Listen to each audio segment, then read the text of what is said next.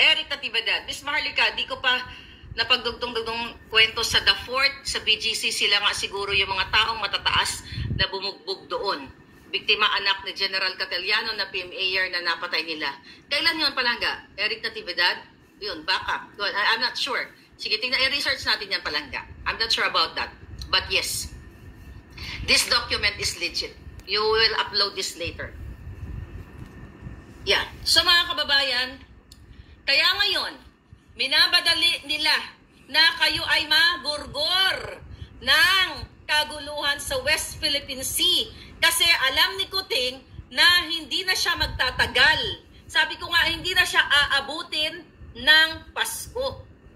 At ang nakikita natin, ano ba dapat ang ginagawa, mga kababayan, ng taong bayan? Okay? Ano ba ginagawa ng taong bayan kapag ito ay what? Ito ay nakikita nyo na ang isang presidente ay nasasangkot sa iskandalo.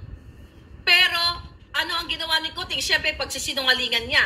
Nung siya ay pinagbintangan ni Duterte doon sa Maisog, na pinagbintangan, binukilya ni Duterte na si Marcos Jr. ay nakita niya sa PIDEA report, which is ito, okay, na siya ay sangkot sa pagpupulburon. Ang sagot ni Marcos Jr. doon, nagpipentanil din naman ikaw Diba? Baka yan ay effect ng fentanyl. Diba? Yun ang kanyang solusyon, ang kanyang sagot. Na dapat, kapag ganito na nasasakdal sa iskandalo o nasa gitna ng iskandalo ang Kuting noong 2022 pa. And also, hindi lang pulburon ang kinasasangkutan nila. Well, pulburon, again, pakita muna natin yung kay Sayarot. Okay? Pakita muna natin, Palangga, yung kay Sayarot. So, ang tagal-tagal, pero ayaw kasi pick upin ito ng mainstream media. The reason why, mga kababayan, kaya naman pala, okay, paulit-ulit natin, kaya naman pala si Mark Anthony Sayarot, nireport ko rin to sa federal. Okay? Kaya pala si Mark Anthony Sayarot, ito, saan na yun? Ito. Kaya pala itong taong ito ay kasama ni Marcos Jr., ni Lisa Tanas, ni Tambaloslos sa kanilang mga, yan, papuntang sa New York yan, dahil nga pala sila ay magkakabaro pagdating sa pulburon. Isa yan sa mga iskandalo na ating isiniwalat dito na dapat kung may kahihiyan ang presidenteng ito, kung may wala nga pagmamahal sa bayan, dapat mag-resign siya dahil ito ay alam niyang katotohanan sa pagngiwi-ngiwi pa lang ng bunganga niya. Guilty na kahit pa nga hindi pa i-drug test niya dahil ayaw niyang magpa-test ng honest to goodness na test or legit. Di ba? Imagine nyo, nang siya nagpa-test, sa private siya nagpa-test, noong 2022, nung hinamon siya ni Duterte. In-interview ko si Attorney Vic Rodriguez. Attorney Vic, nandoon ka ba nung nag-test si Kuting? Anong sabi ni Attorney Vic Rodriguez? Wala. So dahil tiwali ang gobyerno sa Pilipinas, lalo na si Kuting, si Lisa ay kayang magbayad, maaring binayaran nila ang doktor para sabihin siya ay negative nung siya ay tumakbo noong 2022 para sabihin sa taong bayan na siya ay negative. Kung matino ang buwaka ng inang Kuting na ito, ngayon sa sa gitna ng kontrobersya, kung siya ay mula sa puso niyang itim, well, for the heck, kunyari may matinong puso siya, humarap siya sa taong bayan para matigil na ang sinasabi nitong itong mga netizen na ito, kahit na hindi na ako pangalanan kasi hindi nila gagawin yan. Itong ano na to, magpa-test ako ng live or dun sa legit na doktor na nakikita ng taong bayan para sa transparency. At kung ako ang nagpupulburon, okay? Kung ako yung kay Kuting, matagal na ako nag-resign. Kung mahal ko talaga ang taong bayan. Pero mga kababayan,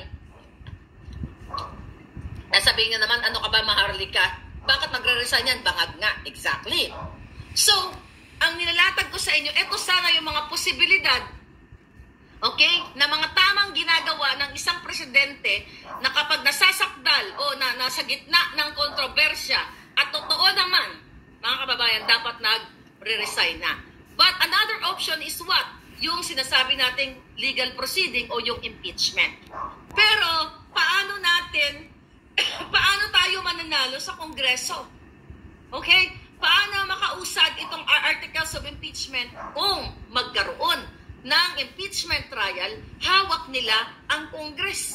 Diba? Kita-kita naman sa charter change, ginagamit nila ang pera ng bayan para bayaran ang mga kongresista, mga buwakan ng inang kongresista para puwersahin ang ating mga kababayan sa kanilang mga distrito para linlangin dito sa kanilang jutang gininang puwersahang initiative. So out yung legal proceedings na sinasabi natin. Although yan ang pinaka dapat gawin, impeachment, pero hindi tayo mananalo dyan, mga kababayan, dahil nga awak nila, binabribe lahat ni Tambalustos, ni Lisa, ang mga putang ina mga kongresistang hindi pa nilamo ng lupa. Okay? Isa yan dapat. Ngayon, magpa-public apology ba si Kuting? Hindi. Dahil ang isang bangag na katulad ni Marcos Jr. ay hindi mag-a-apologize sa publiko. Mismo ang kapatid niya, mismo ang nagbukelya na napapaligiran siya ng mga demonyo pero wala pa rin effect. Natatandaan nyo ang interview namin ni Pebbles Salakera noong nakaraang araw at noong mga nakaraan pa. At sinabi ko rin sa inyo na noong time, noong June, bago kami ni Pebbles Salakera magtalak dito sa aming pagkadismaya kay Kuting, ay si Senator Amy Marcos mismo ay kumpirmado na ang kapatid niya ay polboronic. Balikan ko po uli ang kwentong yon. Nung sinasabi ko ni Pebbles na meron siyang pasabog tungkol kay Lisa Tanas at kay Barney, okay, kay Taning, okay? So, hindi ko alam, kumbaga, ayokong mangyari na magsalita si Pebbles ng mga ebidensya o mga katotohanan laban kay Marcos Jr. kasi nga supporter ako. Kaya dahil kinabahan ako at nag-aalala ako kay Kuting, message ko si Amy Marcos na tinawagan ko siya, message and text, nawala na lang yung mga namin conversation. Okay? Anyway, that was a Viber conversation. Sabi ko, Manang, na-confirm yan ni Pebbles mismo dahil alam din yan ni Daryl Yap. Sabi ko, Manang, Senator, sabi ko yung ading mo, sabi kong ganon, may ipapasabog si Pebbles patungkol kay Lisa Tanas at kay Taning. Ang sagot ni Amy Marcos sa akin diyan, ano yun, Maharlika? Yung pagdi-deliver ni Pebbles ng pulburon o asin kay Lisa. Coming from presidential sister. That was June of 2022. Kaya nawindang ako. Kaya tinanong ko si Pebbles, Mother, nagdi-deliver ka ba ng pulburon kay Lisa para kay Kuting? Sabi niya, nako, hindi na ka. So yun, that was June 2022.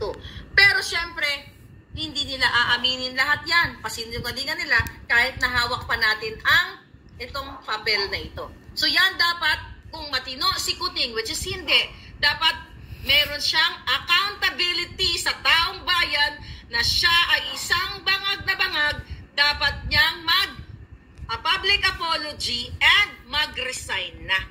Pero hindi niya po gagawin yan dahil may pakinabang sila sa gobyerno na pagkakamkam lahat ng pera at pag-recover ng kanilang mga frozen assets. Kaya naman kayo ngayon ay nasasabak sa matinding parating na kaguluhan.